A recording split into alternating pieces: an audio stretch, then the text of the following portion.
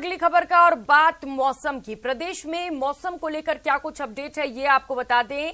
बड़ी खबर मौसम को लेकर इस वक्त की आपको बता दें, सर्दी से राजस्थान में लगातार ठिठुरन बढ़ती जा रही है। प्रदेश में पश्चिमी विक्षोभ सक्रिय हो गया है। अगले 24 घंटे में पाला पड़ने की भी संभावना है।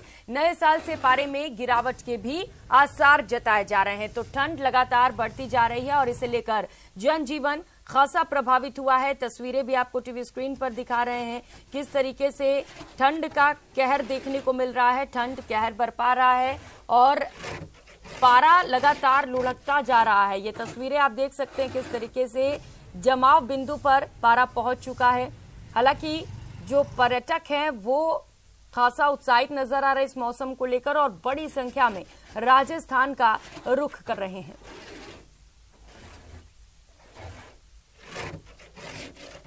तो मौसम विभाग ने इसे लेकर येलो और ऑरेंज अलर्ट भी जारी कर दिया है।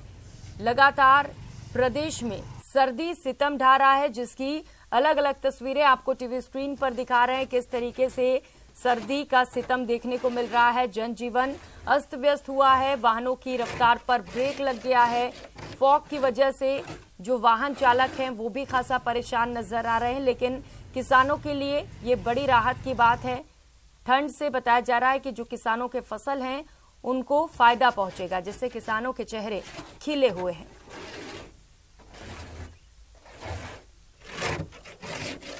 प्रदेश के कई जिले ऐसे हैं जहां पर शीतलहर का कहर देखने को मिल रहा है। सुबह लोग देर से सोकर उठ रहे हैं और देर से घरों से बाहर निकल रहे हैं। और राजू रामगढ़िया इस वक्त हमारे साथ जुड़ चुके हैं और प्रतीक सोलंकी भी। राजू, सबसे पहले आपके पास आते हुए क्या कुछ अपडेट मौसम को लेकर?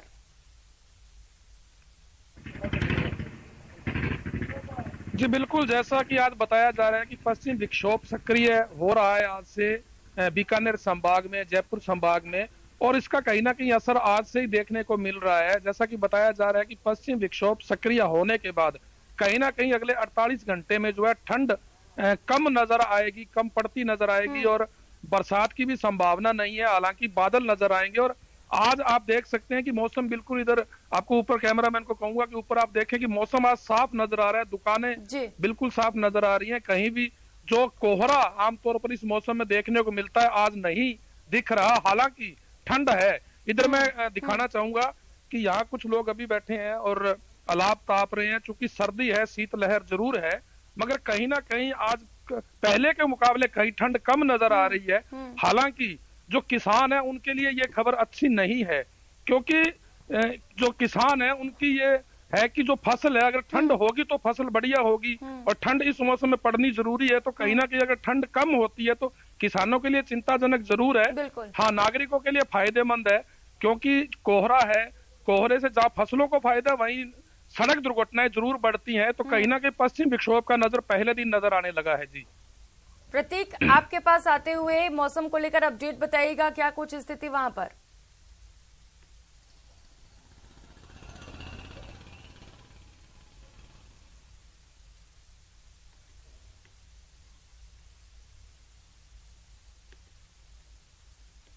प्रतीक, आवाज नहीं आ रही है? सवाल एक बार दोबारा पूछें। प्रतीक, अपडेट मौसम को लेकर। जी प्रियंका, बिल्कुल जी बिल्कुल प्रियंका, बताना चाहूंगा कि जिस प्रकार जो सिरोही का सबसे बड़ा के तापमान की बात की जाए तो लगातार यहाँ पर तापमान में गिरावट दर्ज की जा रही है। लेकिन इस प्रकार गिरावट जो हो रही है जिससे ठिठुरन बढ़ रही है। सिरोही का सबसे व्यस्तम चौराहा है ये, अहिंसा सर्कल है। यहाँ पर वाहनों की रेलम पेल नजर आती है, लेकिन सर्दी ज्यादा होने के कारण जो है यहाँ पर सिर्फ इक्का दुक्का वाहन ही नजर आता है, क्योंकि खासा फर्क जो है सर्दी होने से जो है यहाँ पर लोगों को पड़ा है।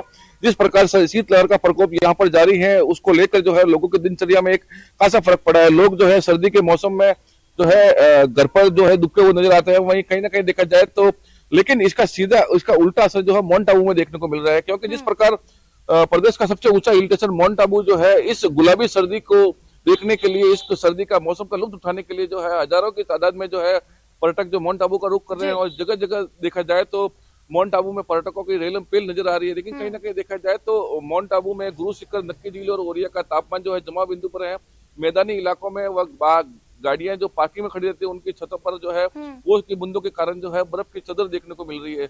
लेकिन कहीं ना कहीं देखा जाए तो ये मौसम शीतलहर का मौसम है, जिससे बच्चे और बूढ़े जो काफी प्रभावित हो रहे हैं, जिससे हॉस्पिटल में भी लंबी जो है लाइन लगी हुई है। लेकिन कहीं ना कहीं देखा जाए तो ये शीतलहर के अब जो ऑरेंज और येलो अलर्ट होने के कारण प्रदेश में जो इसका सीधा इफेक्ट जो है किसानों पर भी पड़ता हुआ नजर आएगा, क्योंकि किसानों को चिंता खा रही है कि जिस प्रकार मौसम में तेजी से बदलाव जो आ रहा है, अगर कोई भी अचानक यानी कि मौसम में बदलाव आता है तो उनकी फसलों पर इसका सीधा असर प्रियंका जो है देखने को मिल रहा है। लेकिन कहीं ना कहीं देखा जाए तो इस शीतलहर के मौसम से तापमान में 2 से 4 डिग्री डिग्री का जो टेम्परेचर है उसमें भारी गिरावट जो है दर्ज की गई है। जी प्रियंका। बिल्कुल बिल्कुल प्रतीक, गिरावट दर्ज की गई और इससे जनजीवन भी खासा प्रभावित हुआ है। अशोक सहयोगी हमारे साथ श्रीगंगानगर से इस वक्त जुड़ चुके हैं। अशोक, अगर श्रीगंगानगर की बात करें तो वहां पर क्या कुछ हालात मौसम के?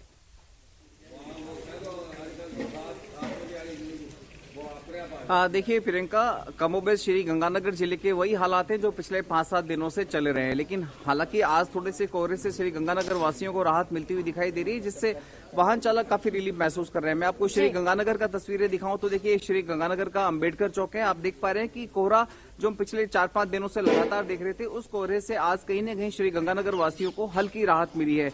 इसके साथ साथ जैसा कि मौसम विभाग ने बताया था कि अगले 48 घंटे के अंदर 2 से 3 डिग्री सेल्सियस के तापमान में बढ़ोतरी होने की संभावना है, उसका भी कहीं न कहीं असर आज महसूस किया जा रहा है। कल दिन भर श्रीगंगानगर में धूप खिली, जिसकी वजह से दिन का अधिकतम तापमान एकाएक बढ़कर 19 डिग्री सेल्सियस पर पहुंच गया और रात के तापमान में भी बढ़ोतरी होने की संभावना जताई जा रही है। अभी का मैं आपको बताऊं तो देखिए, हर संभव प्रयास ये होता है लोगों का कि वे ठंड से बचने के लिए यथासंभव कपड़े पहने और साथ ही साथ अलाव या अंगीठी का भी सहारा यहाँ पर लिया जा रहा है। हम कुछ लोगों से भी बात करने का प्रयास करेंगे। आप कहाँ से आ रहे हैं जी? जयपुर से आ रहे हैं। अच्छा, कैसा मौसम है इस समय? ठंड को लेकर क्या कहना चाहेंगे? यहाँ पर तो बहुत है, जयपुर में तो बहुत कम है। यहाँ कितनी ठंड है? कम से कम 12 की। अच्छा, देखिए यहाँ वाकई काफी ठंड है और लोग अक्सर बचाव करने का प्रयास करते हैं, क्योंकि रेलवे स्टेशन से गुजरने वाला रोड है जो गोल बाजार चौक की तरफ निकलता है और रास्ते में जब ये तंदूर देखते हैं तो हम अक्सर देखते हैं कि यहाँ पर लोग और राहगीर रुक जाते हैं और अपने हाथों को सेकने का प्रयास करते हैं। लेकिन प्रियंका, जहाँ एक तरफ इस हाड़ कपकपाती ठंड से आम लोग परेशान हो रहे हैं, आम लोगों का रूटीन पूरी तरह से डिस्टर्ब है, वहीं दूसरी ओर किसानों के लिए ये फसल खासी फायदेमंद होती है, क्योंकि इस समय कड़ाके की ठंड पड़ रही है, कोहरा पड़ रहा है, तो खेतों में खड़ा गेहूं और चने सरसों की फसल के लिए ये मौसम काफी खुशगवार और लाभदायक होता है। जी प्रियंका। बिल्कुल, किसानों के लिए ये बड़ी राहत की बात है अशोक, क्योंकि ठंड की वजह से जो उनके फसल है वो अच्छे से होंगे और खुश भी हैं इससे किसान। राजू, आपके पास आते हुए, हालांकि वहाँ ठंड बहुत ज्यादा नहीं है, लेकिन प्रशासन की ओर से क्या तैयारियां देख पा रहे हैं आप? जी बिल्कुल, ठंड को लेकर जो रैन बसेरे यहाँ नगर परिषद द्वारा संचालित हैं, उसमें जो है पूरी व्यवस्था की गई है। और कल रात्रि को ही नगर परिषद के कर्मचारियों द्वारा जो लोग सड़कों पर सो रहे थे, सड़कों के किनारे फुटपाथ पर सो रहे थे, उनको उठाकर नगर परिषद के रैन बसेरों में ले जाया गया है। ठंड की प्रशासन द्वारा पूरी व्यवस्था की गई है। और वहीं ये भी बताना चाहूंगा कि जो ठंड अभी घट रही है, ये कहीं ना कहीं, क्योंकि हनुमानगढ़ जिला कृषि प्रधान जिला है और यहाँ पर कहा जाता है कि कल्चर के नाम पर एग्रीकल्चर है, पूरा जिला कृषि प्रधान है, कृषि पर आधारित है यहाँ की पूरी अर्थव्यवस्था। ऐसे में अगर कहीं ना कहीं ठंड अगर कम पड़ती है और फसलों का इससे नुकसान होता है, तो ये कहीं ना कहीं पूरे जिले की अर्थव्यवस्था पर प्रभाव डालेगी। फिलहाल जो है, हालांकि ठंड कम होने से नागरिकों को लाभ जरूर मिलेगा, फसलों के लिए नुकसानदायक है। तीसरी तरफ जो बात है कि ठंड को लेकर जिला प्रशासन या नगर परिषद ने पूरी व्यवस्था जरूर की है। ठंड को लेकर कल रात्रि को भी जिस तरह से व्यवस्था की है, तो कहीं ना कहीं लग रहा है कि प्रशासन की व्यवस्थाओं से लोग भी बात है, प्रशासन की ओर से मगर कम से कम माकूल इंतजाम किए गए हैं। धौलपुर से सहयोगी हरिवीर इस वक्त हमारे साथ जुड़ चुके हैं। हरिवीर, धौलपुर से क्या कुछ तस्वीरें हैं? चलिए फिलहाल कोशिश करेंगे फिर से। राजू, आपने बताया कि वहां पर ठंड ज्यादा नहीं है, लेकिन ये अच्छी बात है कि प्रशासन की ओर से सभी तैयारियां कर ली गई हैं। प्रतीक, आप बता रहे थे कि मरीज लगातार बढ़ रहे हैं, मरीजों की संख्या बढ़ रही है, क्या कुछ तैयारियां अस्पतालों में आप देख पा रहे हैं इसे लेकर?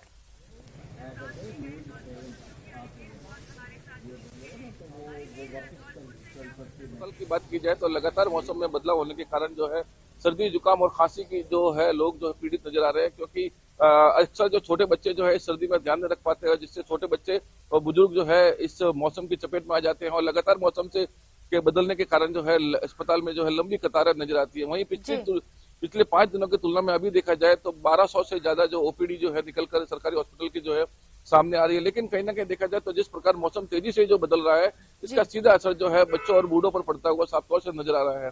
वहीं अगर लोगों की बात की जाए तो लोग जो है इससे बचने के लिए अलाव का सहारा ले रहे हैं और गरम गरम सूप वगैरह जो है गर्म व्यंजनों का जो इस सर्दी के मौसम में आनंद लेते हुए नजर आते हैं, क्योंकि सर्दी भयंकर होने के कारण जो है लोगों की दिनचर्या में खासा फर्क पड़ा है, जिससे व्यापार भी लोगों का जो प्रभावित होता है वो नजर आ रहा है। लेकिन कहीं ना कहीं देखा जाए तो ये ठंड किसानों के लिए जो है लाभदायक मानी जा रही है, क्योंकि गेहूं की फसलों के लिए भी जो है ठंड जो है यानी कि बहुत ही उपयोगी मानी जाती है। बिल्कुल, और ये बड़ी राहत की बात है किसानों के लिए। अशोक, श्रीगंगानगर में क्या कुछ तैयारियां ठंड को लेकर, प्रशासन कितना मुस्तैद है वहां पर?